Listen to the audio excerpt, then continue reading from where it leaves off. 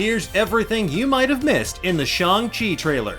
Simu Liu's having a very happy birthday indeed, because the eponymous star of Shang-Chi and the Legend of the Ten Rings got a very special gift from Marvel Studios on Monday morning, a teaser trailer and a poster for his upcoming movie. The action-packed teaser trailer is jam-packed with martial arts mayhem, iconic Marvel characters, and what looks like some of the best action choreography in the Marvel Cinematic Universe to date. Oh, and did I mention War Lions? Because there are War Lions! While we have to wait until September 3rd to get the inside scoop on Shang-Chi and those legendary 10 rings, there is plenty to dissect in this teaser trailer, including deep-cut comic book references, unexpected connections, and so much more. Now, if you haven't seen the trailer yet, or you're worried about potential spoilers for some reason, I don't know, go find like an actual post to punch instead of posting a complaint in the comments below.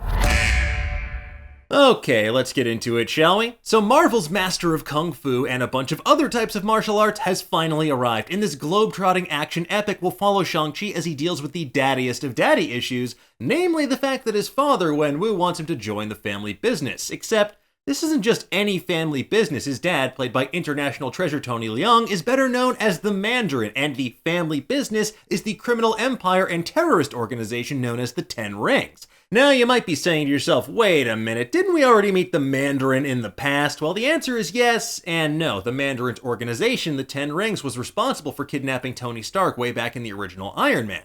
And we later met someone who claimed to be the Mandarin, but was actually Ben Kingsley as the hapless actor Trevor Slattery. I wouldn't go in there for 20 minutes.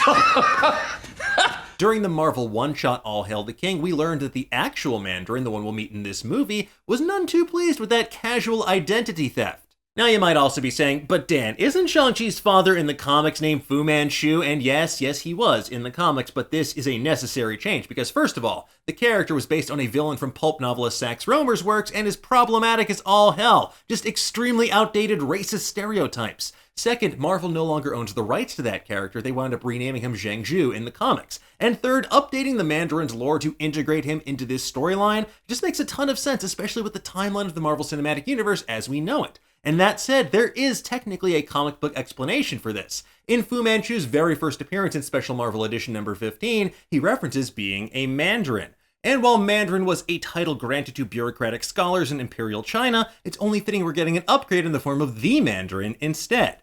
Now, as we see from this trailer, we're going to be covering events in the distant past as well as the present, which has us thinking that this movie could cover events both prior to, during, and after the blip and endgame as the Ten Rings rise to power, fill the power vacuum left by the snapping, and they must reckon with the chaos following the return of half of the universe as we know it. The trailer begins with Shang-Chi in a dojo of sorts, which might be a riff on the House of the Deadly Hand from the comics, the ancient castle in the mountains of Hunan, China, where Shang-Chi was raised and turned into an elite assassin molded into this perfect killing machine. Now, speaking of the Hand, Marvel's resident group of demon-worshipping ninja assassins have fallen under the Mandarin's control in the comics before, like in Iron Man 241. Now, this could be the Hand we've seen before in shows like Daredevil, or maybe it's just a subset of the Ten Rings or another comic reference like the Warriors of the Deadly Hand instead. Moving on, we hear Mandarin talking about how he gave Shang-Chi 10 years to go off and live his life, during which time he moved to San Francisco. We see him training in his apartment that has a sweet Kung Fu Hustle poster on the wall, and working as a valet in a red and black uniform that is some fantastic foreshadowing to his awesome superhero costume to come.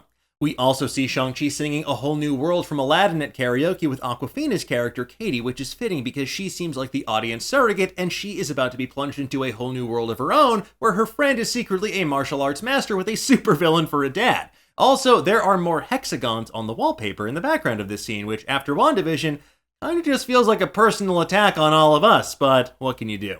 During flashbacks, we see the brutal training our hero had to endure as a child and a teenager, doing damage to that wooden beam from the start of the movie, while a masked man eggs him on standing next to his father. This masked mystery man is none other than Death Dealer, a former MI6 agent that was secretly working for Shang-Chi's dad the entire time, at least in the comics. And speaking of the comics, Death Dealer plays a pivotal role in the plot to steal Shang-Chi's blood to give his father eternal life during the events of Master of Kung Fu 115 through 118, which, you know, that old classic explanation for what's going on here. And here it seems like he's playing a similar role, except less blood stealing, more death dealing on behalf of the Mandarin. And we also know Shang-Chi's going to go head-to-head with this masked madman at some point in the movie, as teased by this trailer. We get our first glimpse at the sheer power of the Ten Rings when Wenwu takes a young Shang-Chi to a gambling hall, and while the Ten Rings were originally 10 actual rings of power that the Mandarin wore on his 10 fangs, here they appear more like magically imbued iron bracelets that go around the wrists and arms, which are actually used in a variety of training regimens for different martial arts. So perhaps this could be an homage to Gordon Liu's iconic The 36th Chamber of Shaolin look, or maybe they just wanted to avoid another hand-based MacGuffin after the Infinity Gauntlet. But either way, it is a savvy upgrade, and that bluish-purplish energy they exude instantly calls to mind Black Panther's vibranium suit and how it's able to redirect kinetic force. In another flashback, a younger Shang-Chi lays the smackdown on a whole bunch of black-clad warriors while potentially his dad and Death Dealer look on from the side. In his yellow uniform, it's hard not to draw parallels to other iconic martial arts costumes featuring yellow, like Bruce Lee in Game of Death, and again Gordon Liu and The 36th Chamber of Shaolin, both fantastic movies. Shang-Chi's also wearing a vibrant green necklace during this scene, which we see his sister Xialing wearing later in the trailer as well. So maybe it's something the Mandarin gives to all of his kids, or maybe there's a deeper significance there. We'll just have to wait and see. Now, speaking of iconic martial arts movies, much like Enter the Dragon, Shang-Chi looks like it too will have an underground martial arts tournament where our hero must kick butt and take names. And based on the graffiti in the background, it seems like this might be taking place in Madripoor, given the similarity in production design. There's also another elite assassin, the villainous Razor Fist, who first appeared in Master of Kung Fu number 105 and went on to become a constant thorn in the side of characters like Wolverine. Now, Razor Fist also fought in the Bloodsport contest in Madripoor, which may be what we're seeing play out here in Shang-Chi, a nice bit of synergy there, and who knows, maybe we'll finally see Wolverine, but probably not. After this, we see a helicopter landing at the same training facility from Shang-Chi's flashbacks, except now it appears to be a far more militarized and fortified compound, complete with anti-aircraft guns. Now, Shang-Chi arrives by helicopter alongside his dad, Razor Fist, a distressed-looking Katie, and Shang-Chi's sister Xialing, who we also see him fight during that tournament, so maybe there's some bad blood there as well. We see another shot of the Mandarin looking much closer to his iconic comic book counterpart sitting on a throne in front of 10 Rings imagery in what appears to be the distant past, which is followed by a fantastical battle between a group of red-robed warriors and the Mandarin's forces, and they appear to be flanked by guardian lions, animals often depicted in statue form outside of many Chinese palaces and tombs. They seem to be squaring off against the Mandarin, who's rocking his powered-up 10 Rings, and later shots of this battle also feature what appears to be tiny dragons flying around as well. So maybe this battle could be taking place in the Valley of the Sleeping Dragon from the comics, as the Mandarin and his forces seek to awaken the massive dragon Fin Fang Foom. Now, it's fitting because Fin Fang Foom, who resembles a dragon, is actually an alien, a shape-shifting creature known as a McLuhan. And in the comics, the Mandarin's 10 Rings of Power turned out to belong to a crashed McLuhan ship that he discovered, so this could make for a nice way to unite mythology and comic book lore in one fell swoop. We also see a forest battle with epic wuxia wire action between what appears to be the Mandarin and maybe Michelle Yeoh's character Jiang Nan, and with her green and yellow costume here, we can't help but wonder if maybe she's one of the original Iron Fists, maybe someone like Bei Ming Tian from Immortal Iron Fist number 1, or Wu Aoshi, a pirate queen turned Iron Fist from Immortal Iron Fist number 2. Either way, this trailer suggests we're going to see the Mandarin's earliest battles in ancient times, and this could be a nice way for Kevin Feige and company to then lay the groundwork for the future of the Marvel Cinematic Kung Fu-niverse as we know it. Back in present day, we see Wenwu using his powers to release a torrent of water from the walls that doesn't just soak everybody in the room, but rather it floats in midair like time is slowed to a crawl, which is interesting to say the least. Later in the trailer, in present-day San Francisco, we see Shang-Chi fighting Razor Fist on a city bus.